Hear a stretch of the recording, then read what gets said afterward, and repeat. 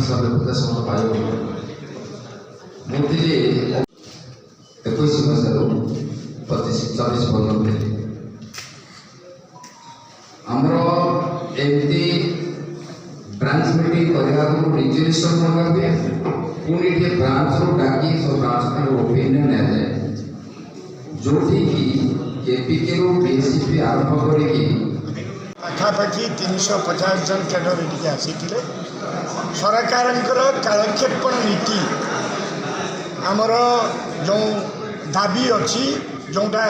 एकदम न्याय्य दाबी की कालक्षेपण नीति की टे असंत प्रकाश कले एवं कहले तथापि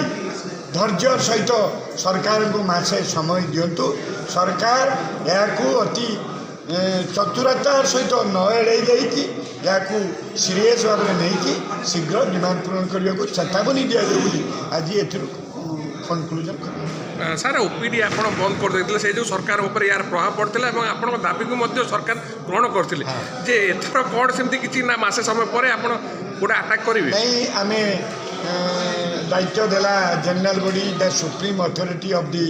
एयर एसोसिएशन से दायित्व देला कैडर मानक भितर आलोचना है एवं सरकार को निगोसिएशन आमको दायित्व देले सरकार को बुझा जाऊ ये गुड़ाक बहुत दिन न्याय्य दाबी सरकार को आम कोऑपरेट करी से आम स्ट्राइक को पोस्टपोन करते तेणु सरकार को आउ थे कथबार्ता कर आज साधारण अधिवेशन आमको न्याय्य आमको भारप्राप्त संक्षेप आपको कहि सबू डिमांड गुड़िक न्याय्य डाक्तर मर्यादा डाक्तर वेतनर प्रश्न लोक मानू उत्तम स्वास्थ्य सेवा जोगाई डाक्तर मानू भलरे रखा उचित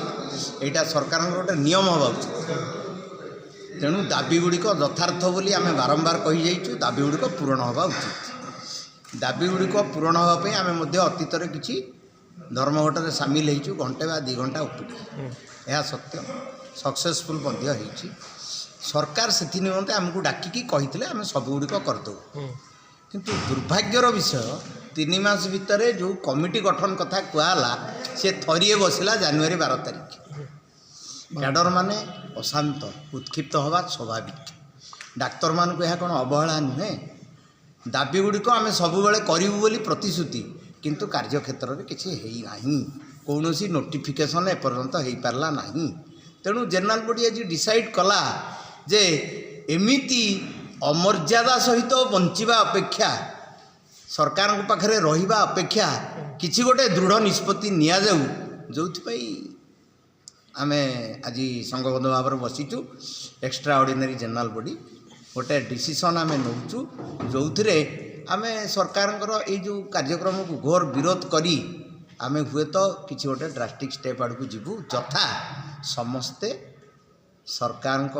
पाखरु रिजाइन करूँ एन मासे अर्थात काम को आसबू ना काम आम आसबू ना आम मसे 1.5 मास समय दबू सरकार को तापर कहूँ आम काम को आसबू ना कारण आम तो किसी मिलला ना वेतन मिलला ना मर्यादा मिलला ना सुरक्षा मिलला ना गोटे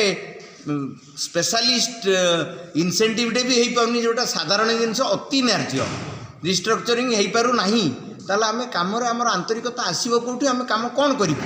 सो we are planning GB has decided to go for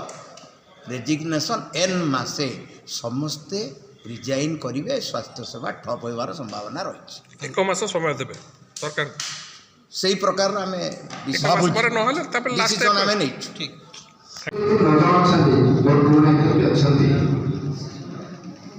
आम जब कैपेसिटी जाइछु आमे लीडर पे जाय देछु आमे कहीं सस्पेंशन को डरिलु कहीं ट्रांसफर को डरिलु